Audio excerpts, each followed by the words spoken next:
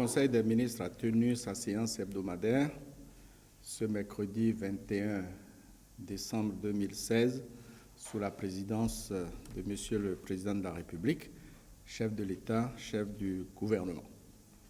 Le secteur eau est un volet majeur du programme d'action du gouvernement. À ce titre, l'objectif du gouvernement est d'assurer l'accès universel à l'eau potable aux populations béninoises à l'horizon 2021. Le Conseil a examiné la question de l'approvisionnement en eau potable en fonction du lieu de résidence, rural ou urbain. Pour l'approvisionnement en eau potable en milieu rural, le Conseil a décidé de créer l'Agence nationale d'approvisionnement en eau potable en milieu rural. Cette agence est un établissement public placé sous la tutelle de la présidence de la République. Il s'agit d'un projet phare. La mission de l'agence est d'initier, de programmer, de faire réaliser et de suivre les travaux d'infrastructures d'approvisionnement en eau potable en milieu rural. En milieu urbain et périurbain. Jusqu'ici, la mise en œuvre de la stratégie d'approvisionnement en eau potable était basée sur la société La Soneb. Le Conseil a exprimé le souci de rendre beaucoup plus efficace la Soneb en procédant à la révision du cadre institutionnel et juridique de cette société. Le Conseil a donc décidé d'opérer la scission de la Soneb en une société de patrimoine et en une société de distribution.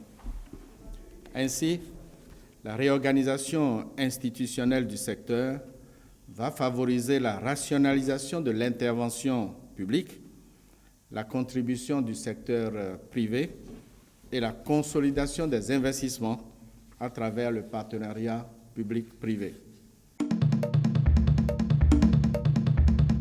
Ces députés de l'opposition manifestent pour montrer leur rejet de la loi électorale, prévoyant que la commission électorale puisse décompter manuellement les résultats aux élections d'août 2017 en cas de défaillance du système électronique, un test amendé jeudi.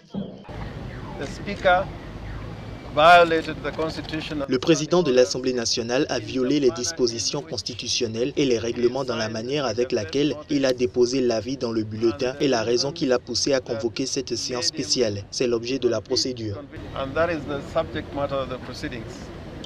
Seuls les députés de la coalition jubilée au pouvoir ont voté cet amendement, l'opposition ayant décidé de boycotter la session pour protester contre un test qu'elle considère comme susceptible de favoriser un trucage des élections. Le chef de l'opposition, Raila Odinga, a vainement tenté de s'y opposer en déposant une requête en justice pour empêcher la tenue de cette session spéciale à l'Assemblée nationale. L'ancien Premier ministre a appelé les Kenyans à manifester à partir du 4 janvier pour protester contre ce test et s'assurer de la tenue d'une élection démocratique.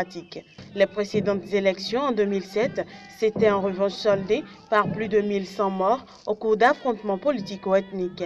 Les élections générales, dont la présidentielle, sont prévues le 8 août 2017 au Kenya. L'actuel président Uhuru Kenyatta est le favori pour être élu à sa propre succession.